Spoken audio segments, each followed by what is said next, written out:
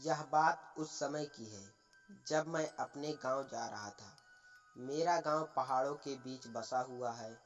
मेरे गांव में एक कच्ची सड़क है जिस पर केवल एक बस चलती है जो गांव से बाहर तक ले जाती है और लाती है।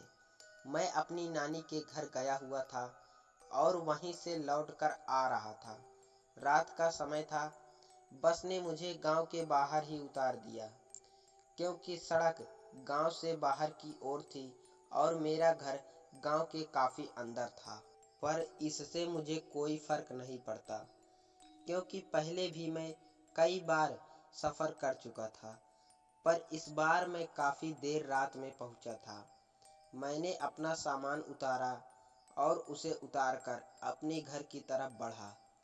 उस समय रात के लगभग 11:30 बज रहे थे और जैसा कि आप जानते हैं कि गांव के लोग जल्दी सो जाते हैं, तो वैसे ही हुआ। पूरा गांव सुनसान पड़ा था। ऐसा लग रहा था मानो जैसे गांव नहीं, कोई जंगल में आ गया हूँ। अब थोड़ा मुझे डर लगने लगा। मैं भगवान से दुआ कर रहा था कि जल्दी से घर पहुँच जाऊँ। पर मेरा घर थोड़ा दूर था। लेकिन थोड़ी देर बाद मुझे मेरे दोस्त सोमनाथ मिला। उसने मुझसे थोड़ी दूर से इशारा किया। मैं यह सोच रहा था कि इतनी रात में ये यहाँ क्या कर रहा है, पर खैर छोड़ो। मुझे तो बहुत खुशी थी कि कम से कम मुझे कोई साथी तो मिल गया। अब मेरा डर कम हो गया है क्योंकि इस सन्नाटे में चुप्पी तोड़ने के लिए कोई तो मेरे साथ था। उसने मेरे पास आके मेरा बैग उठाया और मेरे आगे आगे चलने लगा। चलते हुए मैंने एक बात पर गौर किया कि ये इतना चुपचाप क्यों है। ये जब से मुझे मिला है तब से कुछ नहीं बोला।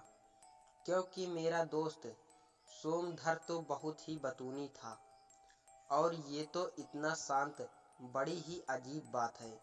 मेरा घर बस थोड़ी ही दूर पर था, पर अब वो एक दूसरे रास्ते लेके खेतों की तरफ बढ़ने लगा। मैंने उसको कहा, अरे भाई कहाँ जा रहे हो? कब से देख रहा हूँ बड़े ही चुप हो, और ये खेतों की तरफ कहाँ जा रहे हो? तुम्हारा दिमाग खराब हो गया है क्या? उसने मेरा हाथ पकड़ा और जबरदस्ती मुझे खेतों की तरफ ले जाने लगा। उसका हाथ बहुत ठंडा था। मुझे समझते देर न लगी कि यह मेरा दोस्त नहीं है। वो मुझे पास ही एक कुएं तक घसीटते हुए ले जा रहा था। मैं जोर जोर से चिल्लाने लगा। मेरी आवाज़ सुनकर गांव के बहुत से लोग जग गए और मेरी तरफ दौड़कर आने लगे। जब वो मेरे पास आए तब तक मैं बेहोश हो चुका था। सुबह जब मुझे होश आया तो मैं अपने घर पर था।